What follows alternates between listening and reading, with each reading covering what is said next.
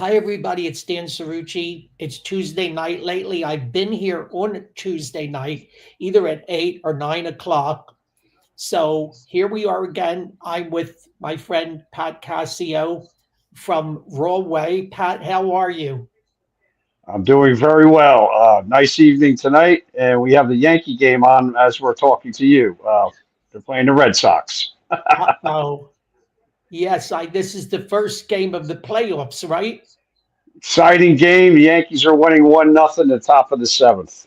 Okay. But we can focus on you though. But we take a peek here and there. Well, Pat is in North Jersey, where you're either rooting for the Mets or the Yankees. And of course, I'm in South Jersey where we're rooting for the Phillies. So, this again is the nature of New Jersey, folks. It's bifurcated, it's split right in half. The bulk of the people are in North Jersey near New York, but the rest of us are down here in South Jersey near Philadelphia. We root for entirely different pro sports teams in every major sport, right? Every summer I go to Cape May, and everything's different down there on TV. It's all Phillies. It's all Eagles. But that's Right, okay. right, right.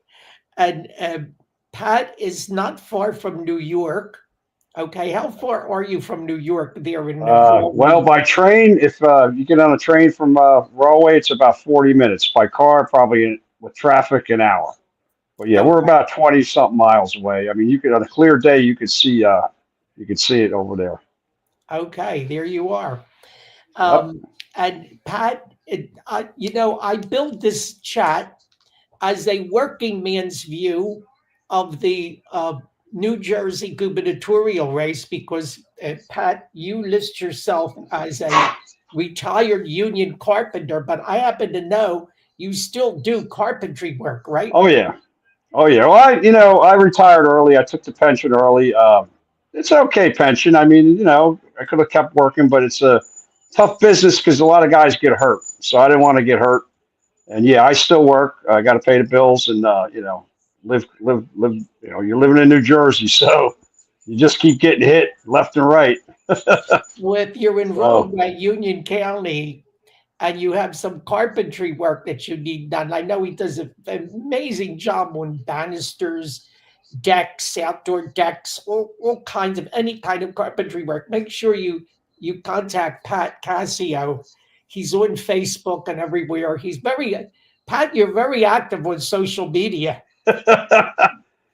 yeah, Jack said I'm a keyboard warrior. I don't know how to take that though, because usually when you tell somebody that, that's kind of like a shot. But he meant it in a good way. 'Cause He's I, talking I about really help him you're, out a lot you're on there. And yeah, you're you know, talking now about Jack Ciattarelli, right. who's the Republican candidate for governor. And if any of you have been paying attention, you know that Jack Ciattarelli's been very, very much in the news lately. He ran for governor 4 years ago, came within a whisker of winning the governor's race, what would have been a major upset, uh, getting rid of the then incumbent governor running for reelection, Phil Murphy.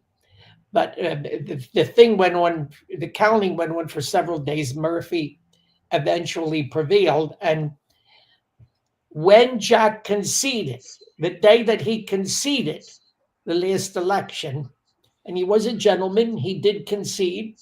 He said he was going to run for governor in 4 years, and that's And he took a exactly. lot of heat. Took a lot of heat from Republicans and other people. Oh, you gave in, this and that. I don't forget that. Took a lot of heat.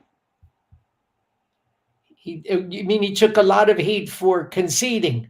Yes, because there's a lot of accusations of cheating and all of that, and I'm sure there was some cheating, but not enough to overcome the difference. And he took a lot of heat. There was a lot of pushback, that he didn't fight hard enough, and here he is. He's back where he wants to be. A month to go. I mean, the guy has a lot of backbone, a lot of guts. I mean, how many people would do what he's doing? Not many. Usually, these guys lose. You never see them again. Right, right. That's how, I mean, I couldn't give you the names of the defeated Republican candidates in some of these previous elections. I don't even remember them. They disappeared and we never Yep. saw them again. That's true. That's why we're lucky to have this man because he's put in a lot of his own time. I mean, he's spending a lot of his own money and running around. I mean, think about this. In the last 4 years, he's been around. He helped Trump last year. The year before that, he was helping. He hasn't stopped. Hasn't stopped. I've never seen anybody like this guy. And that's I one of the know, reasons, I respect him because he's like a working guy like me. He just keeps going.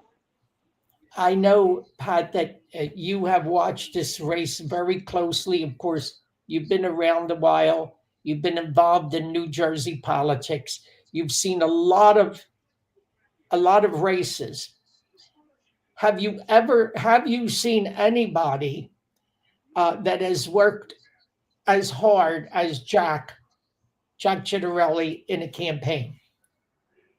When Chris Christie ran his first time, he ran like this. He worked really hard, but he didn't do anything like this man's doing, running around.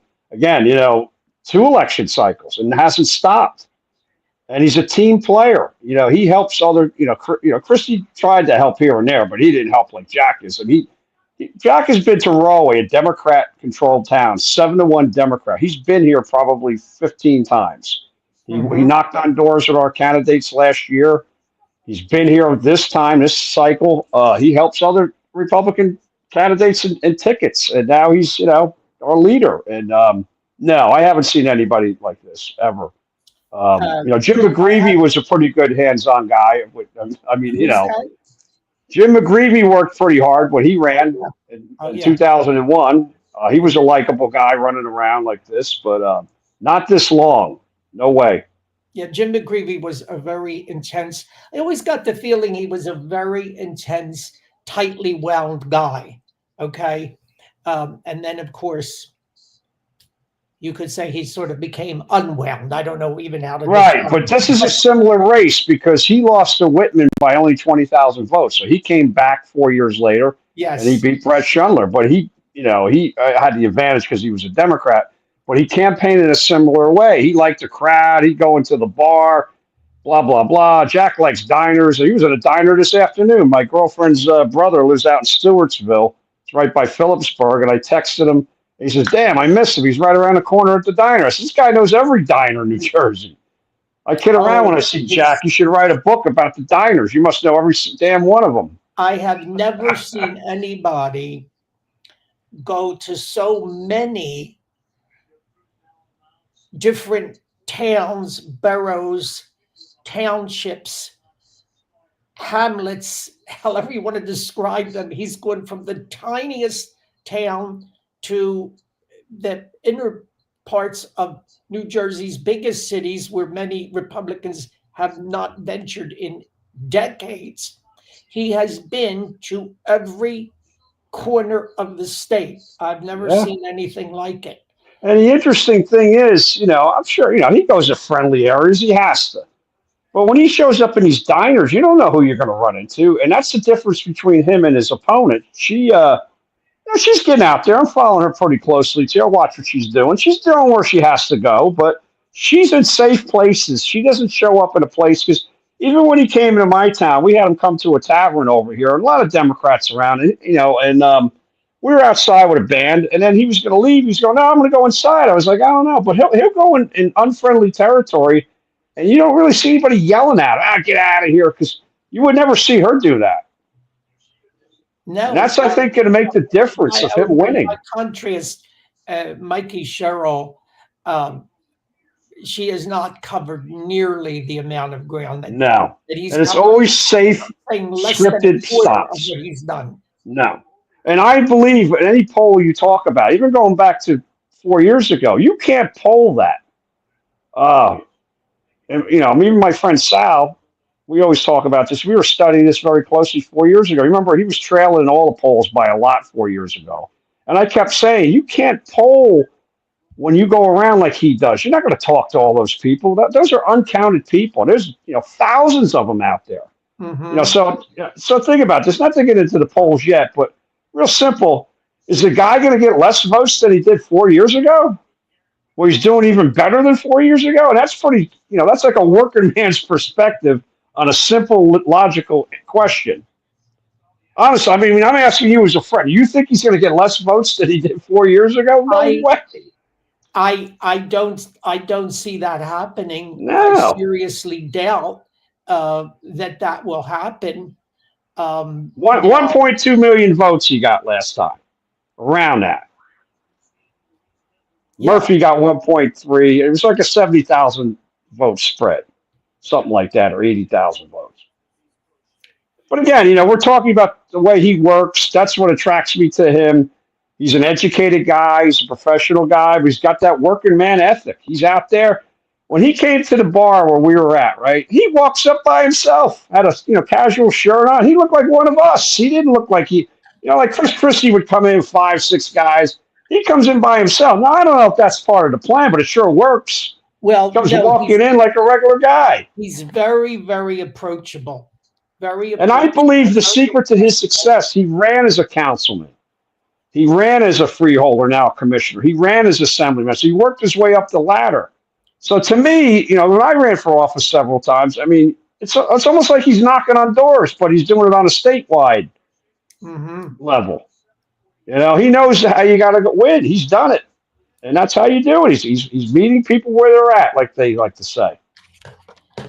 And he's very, very good at what they call retail politics. That is face to face, shaking hands, glad handing, interacting with people. And she seems, I mean, every time I've seen her, I haven't met her personally, but in what I've seen of her, she seems almost awkward.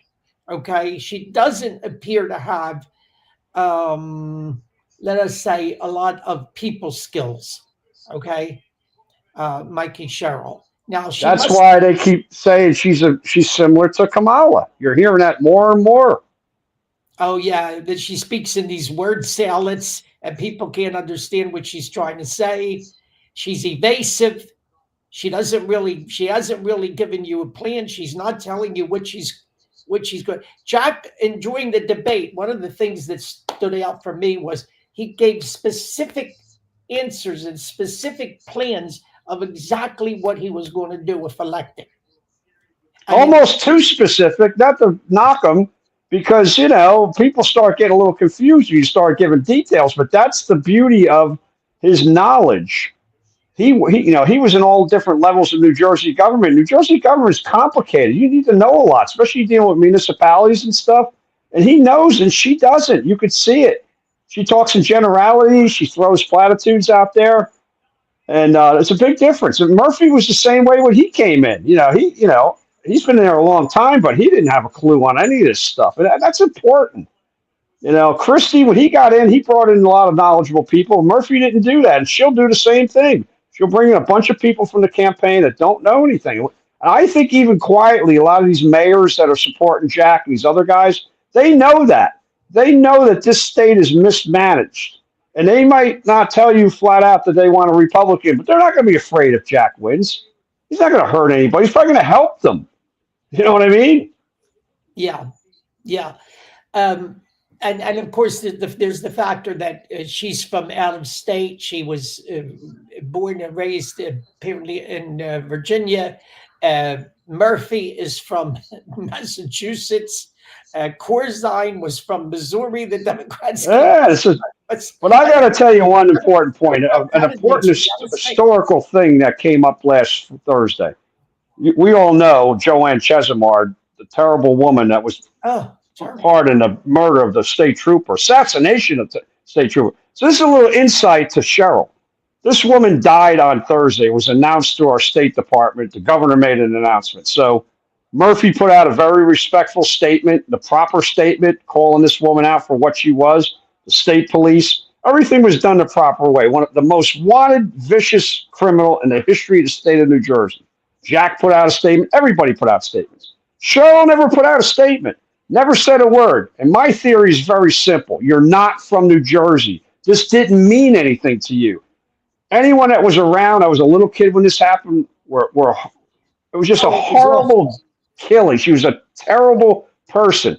And for years, we tried to get her back. So anybody that's really New Jersey knew about this. So it's no coincidence that she didn't put out a statement because it didn't mean anything to her.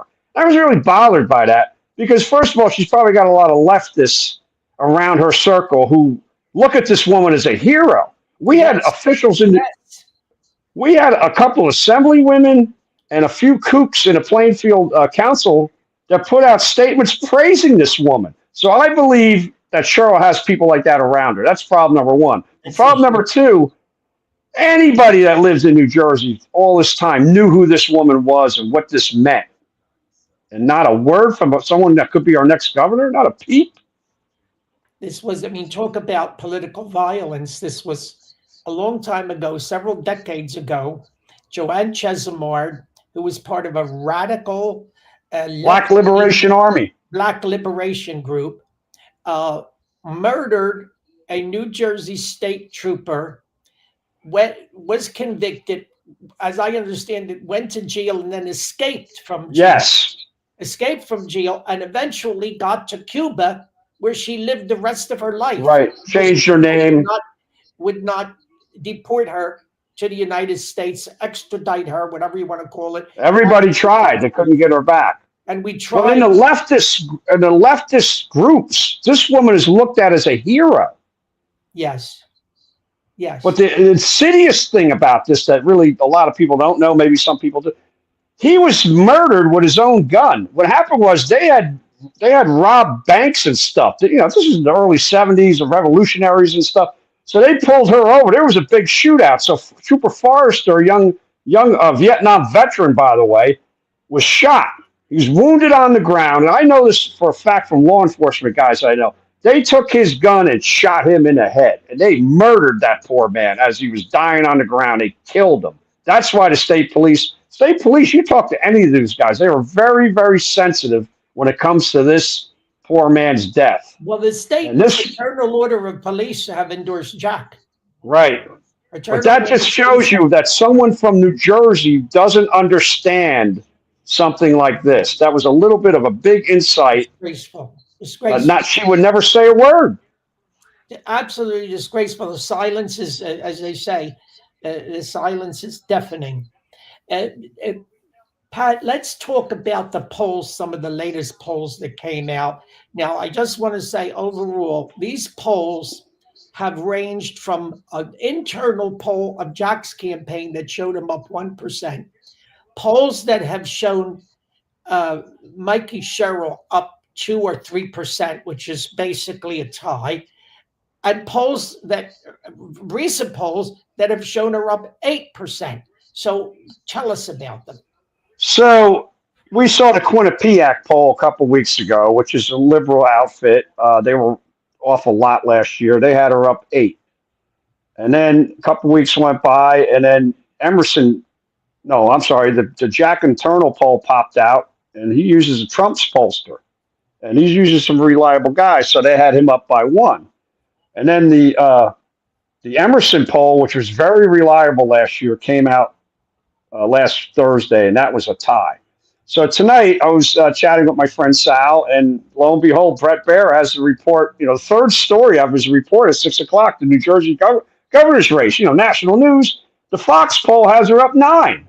So it took me back a little bit. So I had some time before I prepared for you, and I did some digging. So, you know, being in politics a long time, I looked some quick numbers here, and there's some things in this poll that are kind of sketchy. So your friend Matt Rooney, I'm sure he'll dissect it. He's really good. A couple of things that stood out in this Fox poll. They had Cheryl up 1 with seniors, and I'm not buying that. Every other poll had Jack up, you know, pretty much 4 or 5, even more. They had her up 1 point with unaffiliated, and every other poll had him up with them. But one of the things that stood out in this poll that stood out in other polls was the black voters, obviously going to go for her, but 60% of them said they were definitely voting. Only 60%. And she was running at 61%, 21% over Jack with black voters. So, I'd be concerned if I was her.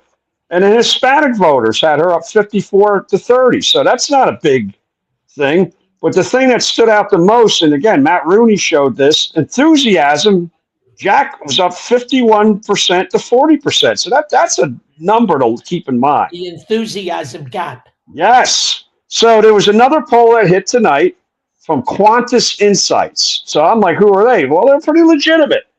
According to what I read, they were number 3 last year in accuracy in the presidential. They had it almost a tie. They had it Mikey 48, Jack 46, which is pretty much almost the same as Jack's poll and the Emerson poll. Now, in that poll, again, blacks going 61% for Mikey and 20% for Jack. I think Jack will take that all day. But again, in black voters, this is a number I think she's worried about. 20% undecided. Now, I don't know if that's 100% right, but that's a problem. Well, she picked a black running mate, but he's an academic. Not known. And a man that is virtually, I don't think is even known in the black community. No, he's not known. And they're debating as we speak tonight. And relate to him or anything. They're debating tonight as we speak, the lieutenant governor guys. Okay. But again, it's easy to pick at these things, but the Fox poll, and you'll see tomorrow, there is so much info in there. And the other thing they did, they took the leaners all, wherever you went. So in their same poll, they said 1 out of 7 people can change their mind. So there was a lot of loose, weird information in that poll. So we'll see. Again, I think I asked you this before. Is Jack going to get less votes than he did 4 years ago? There's no way I could see that happen. I mean, he could still lose. I'm not saying he's a shoo-in. So much more ground this time. And he has more support. He has all the Republicans lined up. I mean, I won't name names, but this time, 4 years ago, a lot of guys that you and I know were doing nothing to help this guy. Nothing. I'm talking about elected Republican officials, people that we know. 99% of them are in, but John Bramnick. I mean, he's a whole nother story. He's an outlier. He's going to be like a Jonah in the Republican Party because tonight there was a letter that came out. I don't know if you saw this. New Jersey Globe was reported. There's 43 Republicans in Trenton. That's counting the senators and the assembly people. 43. 42 of them signed a letter asking Cheryl to release her records for her reprimand, whatever it is. The only guy that wouldn't sign it was John Bramnick. Oh, you believe this? That was tonight. Oh, for God's sake, what a disgrace. What a jerk. So we were actually going after him today a little bit. He put something out this morning, and I was out there, and I politely said to him, you're not keeping your word. You said at the last debate, John, that you would support the nominee. That's what you said. And you also said we need to win in November. So I nicely reminded him of that. And I said, you got to support the entire ticket, do the right thing. So far, nothing. Jack's guys think we're going to win without him, but still, we should all be behind the candidate. For some reason, this guy wants to make it about himself. Well, I'd love to know why he didn't sign the letter, but you heard my first reaction to him not signing the letter. I mean, that was just an immediate visceral reaction, especially when every other member of the assembly has signed the letter. Now, what we're talking about is that Mikey Sherrill, it was revealed that she was disciplined. She was disciplined. She was a student at the United States Naval Academy in Annapolis, and she was disciplined. She was implicated in the worst cheating scandal in Annapolis history, one of the worst cheating scandals in academics. The commandant was fired. Right. Commandant of the Navy was fired. And so she was not permitted to walk at her graduation. She could not walk in the graduating line on graduation day with her fellow classmates. Now, anybody that has graduated high school, college, anything, you know that if you're not permitted to walk in the line and go up to the podium and accept your diploma that way, that's something pretty serious. Okay, that's pretty serious. So many people, Jack and many others, 3 congressmen in New Jersey have signed a letter as well. I said to her, look, why don't you clear this up? Release your complete records from West Point. She is the only one that can release the complete record so that we can know exactly what happened. And she refuses to do it. And now, Rich Zeoli down here, radio commentator, and he's also seen on Fox News, said that overnight her story changed. And she said, because her original story was that she wasn't allowed to walk because she wouldn't rat out That's right. those that cheated. She wouldn't tell on them. But now she's saying something about, well, there was some confusion over the examination or something. What was that about? I mean, that's right. Her story changed. You know, it's interesting. I'm like a small advisor to Jack. I give him little tidbits, and he takes them. As busy as he is, he gets back to me. So I sent him something early this morning. You know what? It'll take all day, but he'll get back to me. And I mentioned to him when she first ran as a congresswoman in 2017, she wasn't properly vetted. 2017, it was Trump derangement syndrome. Let's take the House. Let's win the House. So the media, all this stuff was back then. There was a couple people that maybe looked into a little few things and they left it alone. So she was never properly vetted then. And Jack got back to me today. He agreed 100%. So all of this stuff could have been looked at years ago, but it wasn't. So now she's playing this game where she says one thing, then she says something else, and these are legitimate questions. So her whole campaign is based on being a Navy pilot. She started her political career on it. All her commercials have that. Yeah, so, of course, she even has the helicopter on her signs. She's got the helicopter on her signs that she was a Navy helicopter pilot. I mean, this has been her singular and overwhelming claim to fame. It's her brand. She has made it her brand. She made it her brand. Okay. And opposition research is fair game. I could have went down there and put the FOIA request in. Now, what they gave them was, they shouldn't have gave them her information, but that's a red herring too because it was never given out. The gentleman that got it, I don't know him. He sounds like a decent guy.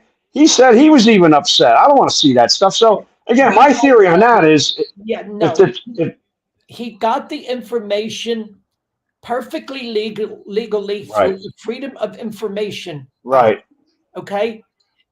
What he got was as much as the Navy could reveal in public information through the National Archives, but somebody there made a clerical error, inadvertently gave out Mikey's Social Security number. Right, it was on the documents. The Security number was never made public. No, but it was never given out to the general public, so that's a lie because here's the fact. If someone had did that, the gentleman, I don't remember his name. He's an Army veteran himself. If he took that information and gave it to the press, he could be sued. If that's what happened and it didn't happen, she could have sued him the next day. That's right. That's not happening because they didn't release it to anybody. No. Now, should he have got that information? No, everybody agrees on that. But the Democrats. There's a couple of other things that came up. Both of her kids, twin daughters, got nominations to the United States Naval Academy. And that was announced the same week, last week. And they don't have the same last name as her. No, they used the husband's last name.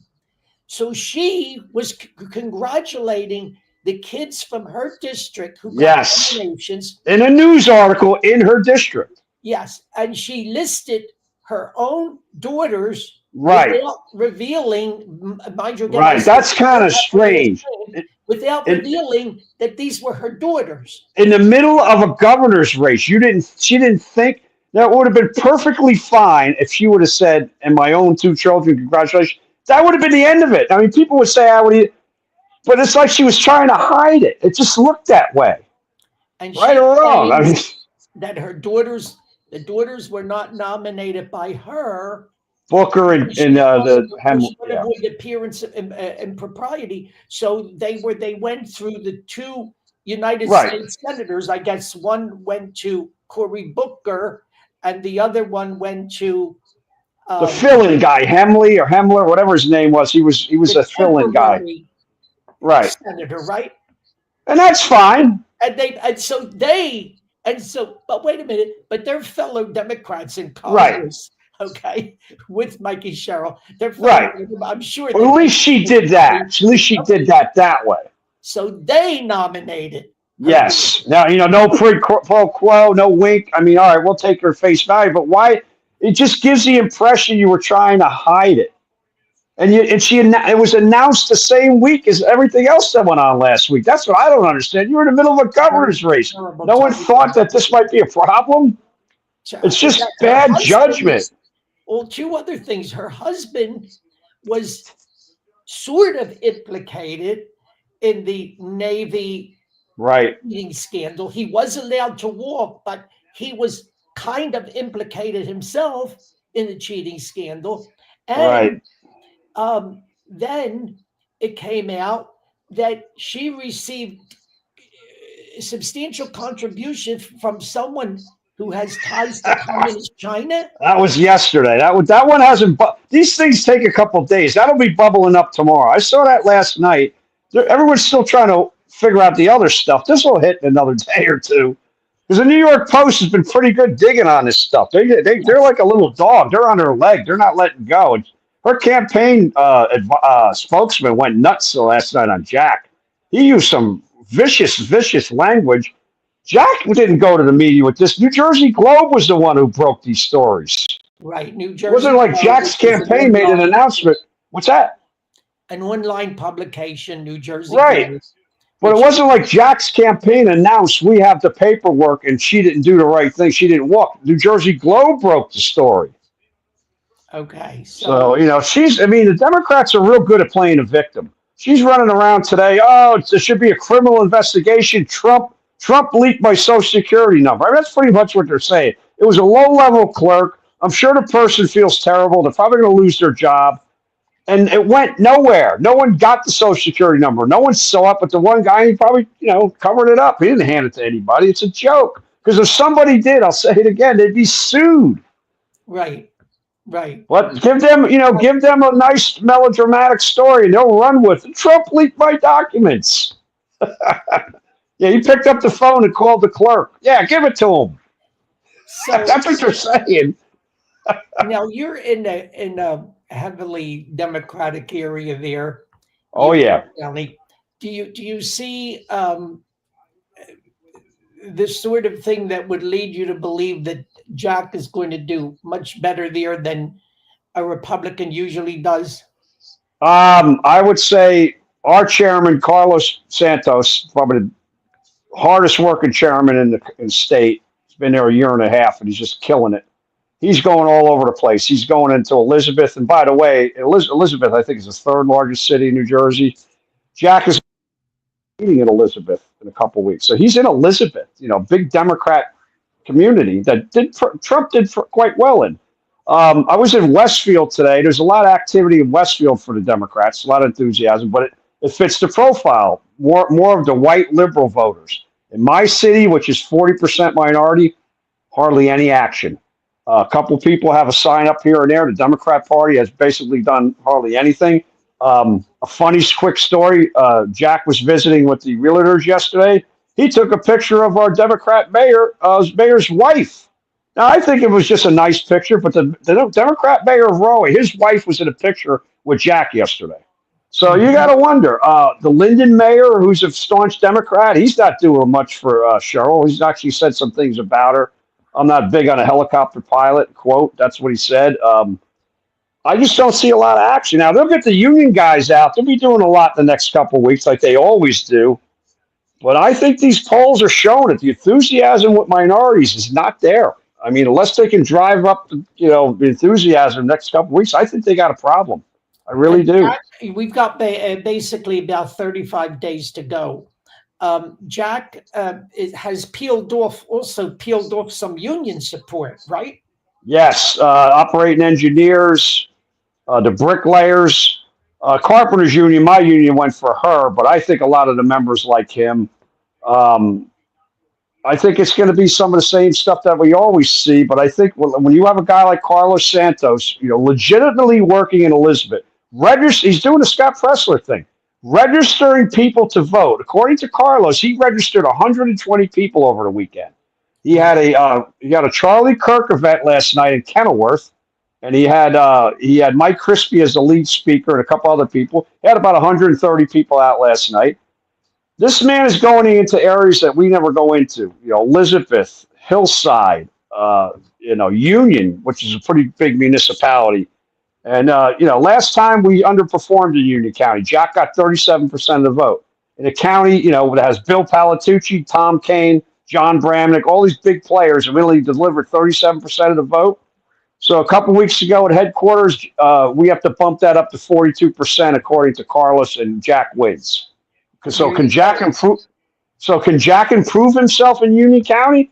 One other tidbit: there's 21 municipalities. Westfield, Summit, all these towns have quite a few Republicans. The most votes he got out of any town was industrial Linden. Linden is a working class community, industrial. A lot of blue collar guys, and that's where he drew his most votes. So I think he's going to do well again with people like me, blue collar people. I think that's one of the keys to his strategy is peeling off votes in Democrat areas, peeling off working class votes, blue collar votes, very similar to the sort of strategy that Trump pioneered of making the Republican Party, this is a complete flip, Yes. the party of working people. All right. I say this to my friend Sal all the time. Jack pulls this off, the Republican Party can start really finally growing in this state because Jack is not going to seek higher office. It's not going to be one and done. We will grow with him. The only way we're going to fix this state is to recruit new people. Hispanic people seem to be drifting towards us. You can't do one and done. If we're really going to do something here, we got to grow this party. That's what Trump's doing, and we got to continue to do it. This can't be just 4 years. 4 years ain't enough to fix this state. Jack gets in there. He's going to deal with a big mess, and it's going to take years to fix it. So we have to, grow the party. Jack has said, and I've been in his company that he said this numerous times. He said, I have no ambition other than to be the governor of New Jersey. I don't want to be president. I don't want to write a book. I don't want to become a TV commentator. I want to be the governor of New Jersey. That's all I want to do. You have to believe him because the man has been working toward this goal for a long time. Okay. I will say this, and I've been saying it for weeks, and I think Matt Rooney's been saying the same thing. We can lose this election. This is up to everybody who wants to win on a Republican ticket and soft Democrats and unaffiliated. Everyone's got to come out and vote for this guy. Because the last thing we want to do is wake up November 5th and we lost by 20,000 votes because people were lazy. I don't think that's going to happen, but we all have to treat this with the urgency it deserves. This is it. You're not going to have a guy like this. We lose this election, we will never have another chance like this because the damage that's been done, some of it might not be even fixable. She ever gets in there, it's going to be unfixable. So I think people need to be scared and get out and vote. I think the enthusiasm in these polls show it, even in the polls where he's not, doing as good as in other polls. The enthusiasm's on our side, and I believe this horrible murder of Charlie Kirk is going to pump up a lot of voters. One of our friends, Senator Panaccio, he believes if Jack gets another 200,000 votes of the MAGA voters, because Trump got 1.9 million votes, Murphy got 1.3 million votes to beat Jack. He says another 200,000 Trump voters, Jack wins. That's his math. That's his theory. And he has a friend that he thinks is pretty smart. He thinks Jack wins this by 5%. That's what he's pushing. He told me that 3 weeks ago. That would be a real stunner. That would be that's just something we need to send a message. We had enough because, again, not to ramble on, but these polls show it. Even in the ones that show her leading, people are fed up. They want a new direction. They want to change. And, we can't keep doing what we're doing.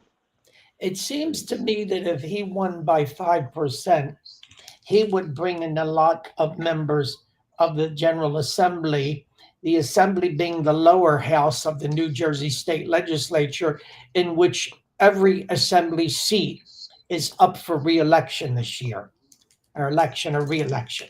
Your friend Matt, I was watching him last night or the other day. He was on some show, and he said, down South Jersey are going to do pretty well, and he thinks they have a shot in Bergen County somewhere. But even if I think they have to flip 13 seats, which is a tough nut. It's The a lot. last time, he won a lot. But just think about this. This just popped in my head. Suppose he flips 9. So now you got an assembly where a couple votes either way, and they go with you. I mean that's even not so bad either.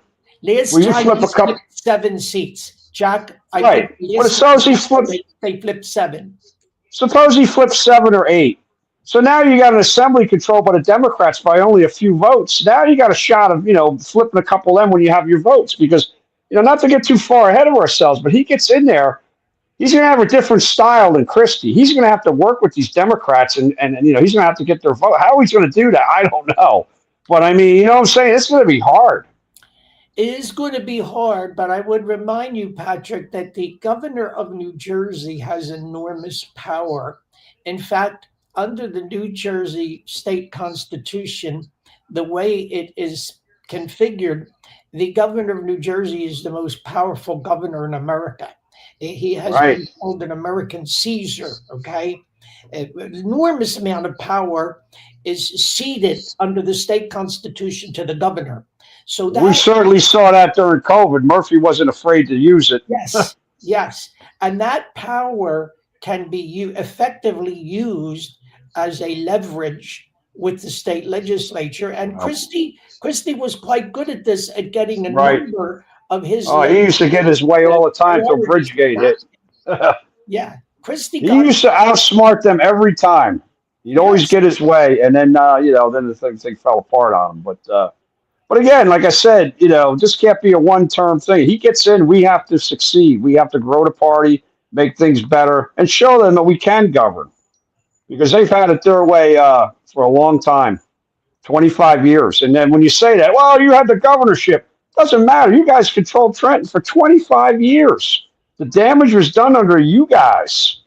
Now, mail-in voting is already underway, and Yep. I'm leaning over here because I have my mail-in ballot here. I haven't filled it out yet, but I have my mail-in ballot. I'm getting ready to send it in. That's already underway.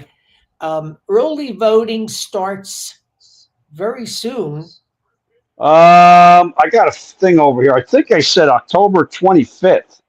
I think so. It's 31 days in October because In a few they weeks. run till the Sunday before election day, and then they take a day off on Monday, Yes. and then they, election day. So I think it's October 25th. Okay. And Republicans are voting early now. There's nothing wrong with that because I went to a Scott Pressler event. He pushes that big time. Get that vote in the bank. Why wait till Right. election day? Bank the votes. I mean, if you don't want to vote by mail, that's up to you. But not voting early at a machine, why would you not want to do that? No. So we're telling everybody, if you got a mail-in ballot, Get it in. Don't wait. And like Jack always says, you don't like what's going on, you can't change the rules till we get in control. So get them in there and then worry about it. Because there's still a few people out there, well, they're going to cheat. Listen, they stopped them in Pennsylvania last year. They won. So don't, this cheat, when people push this cheating thing and all that tamps down the vote. Republicans got to stop saying that. You don't like what's going on, be a damn poll worker then and go over there and watch. We need plenty of poll workers. No, you have to swamp them. Okay. But I'm saying you get these people that always say it's fixed, it's cheap. Well, then be a poll worker. Pays $300. That's right. At every table, there's got to be 2 Republicans and 2 Democrats. I believe the Republican Party is paying people to work at the polls, to act as $300. whatever. Yeah. Well, I'm just saying that's one way to contribute to stop the so-called cheating. Right. Exactly. To be there. Because when we push that narrative, people say, I'm not going to vote, it's fixed. You got to stop thinking like that. No, I totally agree with you. I mean, I'm not a big fan of this. I mean, if you want to have early voting, have it 2 days, just 7 days, and just vote by mail. They need to fix all of that. Till we get in, though, we're not going to be able to fix it. It needs to be fine-tuned. I mean, again, I mean, God bless you, you're voting early. That's fine. But why are we voting so damn early? I mean, the next debate is until next week. We're voting already. It's ridiculous, right? it's really a I think shame. they need to go back But and fine this tune it. is the system. This is the system that we have now. And you Yeah, know what they said? Just make it too big to rig. Too big to rig. yes.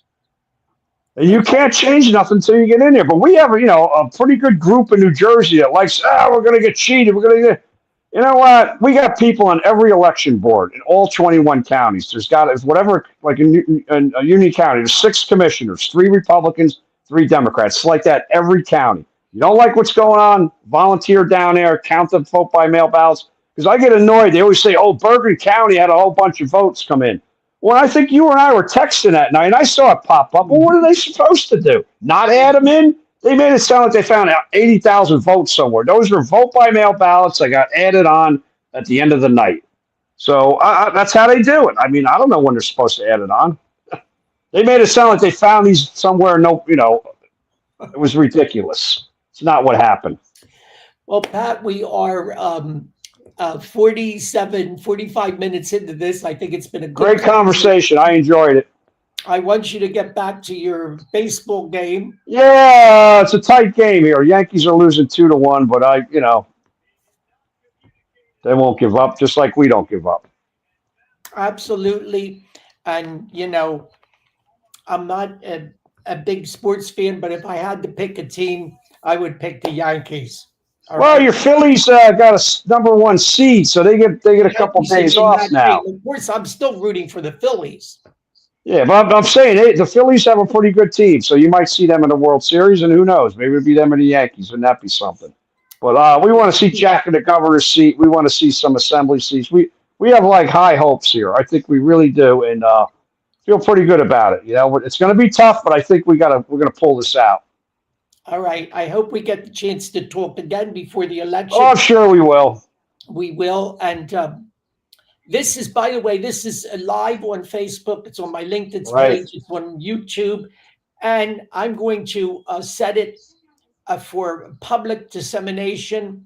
You will be able to share it, Patrick. Excellent. It's going to be up there. It's going to be on my website, dancerucci.com. It's going to be there. So if people didn't see it tonight, it doesn't matter. It's going to be there. They can watch it at any time. Wow. So that was awful nice of you to have me on. I think we enjoy our conversations. And I just want to say one thing, not to say that you're old, because you're in good health and you're in good shape. You remind me of my grandfather because he was a lot like you, very classy, educated guy. Just full of the Italian spirit and culture. He had that Italian culture. My grandfather used to sing opera in the house. Wow. He's a piece of work. And, my mother was the same way with the Broadway. When you go to the Broadway shows, my mother used to do that all the time. Very cultured people. Very, very cultured.